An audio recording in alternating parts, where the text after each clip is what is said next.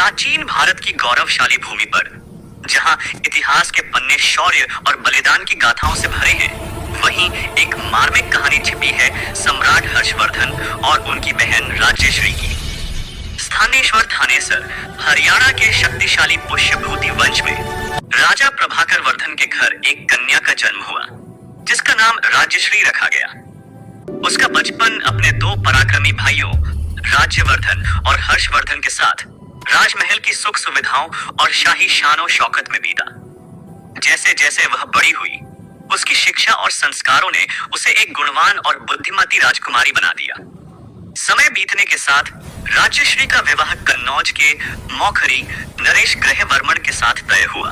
यह केवल दो व्यक्तियों का मिलन नहीं था, बल्कि दो शक्तिशाली साम्राज्यों थानेसर और कन्नौज के बीच एक महत्वपूर्ण राजनीतिक गठबंधन था। विवाह के भव्य समारोहों ने दोनों राज्यों में खुशियां बिखेर दी। राज्यश्री एक नई बहू के रूप में कन्नौज के राजमहल में प्रवेश किया, जहां उसने अपनी सौम्यता और बुद्धिमत्ता से सबका मन मोह लिया। सब कुछ सुखमय प्रतीत हो रहा था, जैसे जीवन फूलों की सेज पर बिछ गया। परंतु नियति को कुछ और ही मंजूर था। राज्यश्री की खुशियों पर अचानक काली छाया छा गई। मालवा के शासक देवगुप्त और गौड़ नरेश शशांक, जो थानेसर और कन्नौज के बढ़ते प्रभाव से ईर्ष्या करते थे, ने मिलकर एक भयानक षड्यंत्र रचा। उन्होंने कन्नौज पर आक्रमण कर दिया और धोखे से राज्यश्री के पति ग्रहवर्मन की निर्मम हत्या कर दी। यह घटना राज्यश्री के जीवन का सबसे बड़ा आघात था। जिस राजमहल में कुछ समय पहले शहनाइयां बज रही थीं, वहां अब मातम छा गया। कन्नौज पर आक्रमणकारियों का कब्जा हो गया और दुर्भाग्यवश राज्यश्री को बंदी बना लिया गया। उसे राजमहल की सुख सुविधाओं से खींचकर कन्नौज के कारागार की अंधेरी कोठरी में धकेल दिया गया। एक राजकुमारी से एक कैदी बन जाने का यह सफर उसके लिए असहनीय था। अकेलेपन और निराशा के उन क्षणों में उसे अपने परिवार और बीते हुए खुशहाल दिनों की यादें सताने लगी। वह नहीं जानती थी कि उसके साथ आगे क्या होगा, और उसका भविष्य अंधकारमय प्रतीत हो रहा था।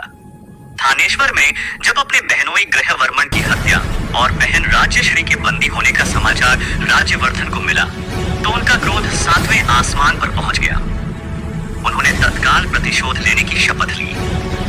एक विशाल सेना के साथ वह गौड़ और मालवा के शासकों से भिड़ने निकल पड़े। उनकी वीरता और पराक्रम के सामने देवगुप्त टिक न सका और पराजित हो गया। राज्यवर्धन की प्रारंभिक सफलता ने परिवार में कुछ उम्मीद जगाई, लेकिन यह उम्मीद जल्द ही धूमिल हो गई।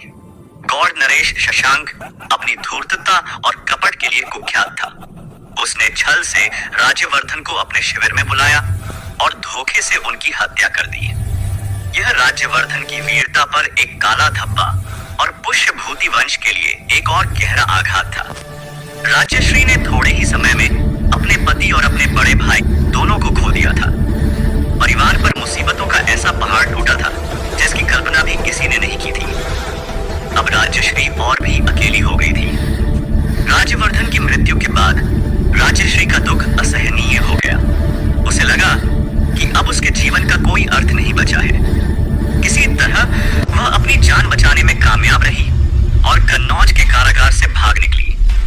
लेकिन उसे कहां जाना था? उसके पास न कोई ठिकाना था, न कोई सहारा।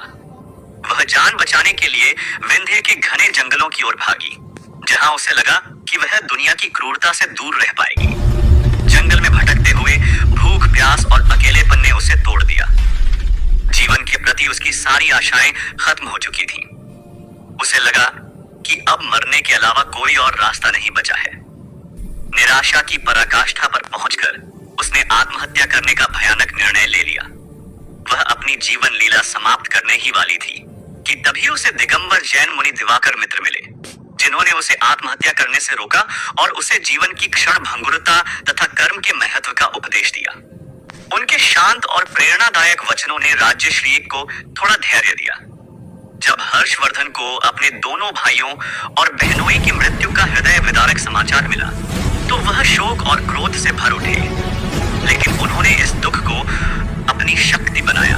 अपने छोटे भाई के रूप में उन्होंने अपनी बहन राज्यश्री को बचाने और उसके सम्मान की रक्षा करने का दृढ़ संकल्प लिया।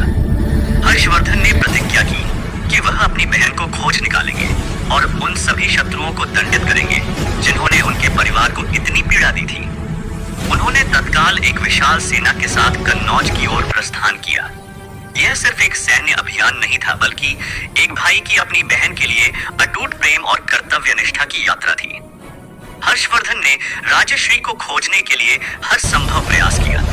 उन्हें कई कठिनाइयों का सामना करना पड़ा, लेकिन उनका संकल्प अडिग रहा। अंततः उनकी खोज उन्हें दिवाकर मित्र के पास ले गई, जिन्होंने उन्हें राजश्री के विंध्य के जंगल में होने का पता बताया। हर्षवर्धन तुरंत जंगल की ओर बढ़े। उन्होंने अपनी बहन को उस समय पाया जब वह आत्महत्या करने ही वाली थी। यह एक अत्यंत भावनात्मक क्षण था। हर्षवर्धन ने अपनी बहन को गले लगाया, उसे दिलासा दिया और उसे ऐसा भयानक कदम उठाने से रोका। राजश्री अपने भाई को देखकर फूट फूट कर रोई और उसे लगा जैसे उसका जीवन फिर से लौट आया हो। बहन को सुरक्षित पाकर हर्षवर्धन का अगला लक्ष्य शशांक से अपने भाइयों की मृत्यु का बदला लेना था। उन्होंने अपनी सेना को संगठित किया और गौड़ नरेश शशांक के खिलाफ एक बड़ा अभियान चलाया। हर्षवर्धन ने शशांक को कई लड़ाइयों में पराजित किया और उसके राज्य के बड़े हिस्से पर कब्जा कर लिया। हर्षवर्धन ने शशांक को सीधे मार डाला और शशांक के प्रभुत्व को समाप्त कर दिया और उसके राज्य को कमजोर कर दिया, जिससे उनके परिवार के अपमान और क्षति का प्रतिशोध पूरा हुआ। शशांक के पतन ने हर्षवर्धन को उत्तरी भारत में अपनी सत्ता स्थापित करने का मार्ग प्रशस्त किया। राज्यश्री को बचाने और शशांक से प्रतिशोध लेने के बाद हर्षवर्धन ने कन्नौज पर विजय प्राप्त की। यह उनके बहनोई के राज्य की पुनर्स्थापना थी और उन्होंने यह सुनिश्चित किया कि न्याय हो। हर्षवर्धन ने अपनी बहन को कन्नौज के सिंहासन पर बैठने के लिए प्रेरित किया। शुरुआत में राजश्री इतनी दुखी और विरक्त थी कि उसने भिक्षुणी बनने की इच्छा व्यक्त की थी, लेकिन हर्षवर्धन ने उसे समझाया कि अब राज्य को उसकी आवश्यकता है। हर्षवर्धन के प्रोत्साहन और समर्थन से राजश्री ने कन्नौज का शासन संभाला। यह उसके लिए केवल एक राजनीतिक पद नहीं था, बल्कि उसके सम्मान और गरिमा की पुनर्स्थापना थी। हर्षवर्धन ने अपनी बहन को पूर्ण राजनीतिक संरक्षण प्रदान किया। राजश्री ने कन्नौज की सह शासिका के रूप में कार्य किया, जबकि हर्षवर्धन ने थानेसर से शासन किया। दोनों भाई बहन ने मिलकर राज्य का संचालन किया, जिससे कन्नौज एक बार फिर समृद्ध हुआ। सम्राट हर्षवर्धन और उनकी बहन राजश्री की यह कहानी भारतीय इतिहास में भाई बहन के अटूट बंधन और असाधारण प्रेम का प्रतीक है। हर्षवर्धन ने न केवल अपनी बहन को व्यक्तिगत त्रासदी से बचाया, बल्कि उसे जीवन और सम्मान दोनों दिए। उन्होंने अपने भाइयों और बहनोई की हत्या का बदला लेकर न्याय भी सुनिश्चित किया। उन्होंने उसे एक शासिका के रूप में स्थापित कर उसकी राजनीतिक गरिमा की पुनर्स्थापना की। राजश्री के जीवन की इन घटनाओं और उसमें हर्षवर्धन की भूमिका ने उन्हें एक न्यायप्रिय, कर्तव्यनिष्ठ और अत्यंत संवेदनशील सम्राट के रूप में उभारा। उनका शासनकाल, जिसमें उन्होंने बौद्ध धर्म और कला को भी संरक्षण दिया, भारतीय इतिहास के स्वर्णिम अध्यायों में से एक माना जाता है। यह कथा हमें सिखाती है कि विपरीत परिस्थितियों में भी परिवार का साथ और अडिग संकल्प कैसे किसी व्यक्ति को फिर से उठने की शक्ति दे सकता है। हर्षवर्धन और राजश्री की कहानी आज भी हमें भाई बहन के पवित्र रिश्ते और निस्वार्थ प्रेम की प्रेरणा देती है। आपसे निवेदन है कि मेरे चैनल को सब्सक्राइब करें और वीडियो को शेयर करें। आपका बहुत बहुत धन्यवाद।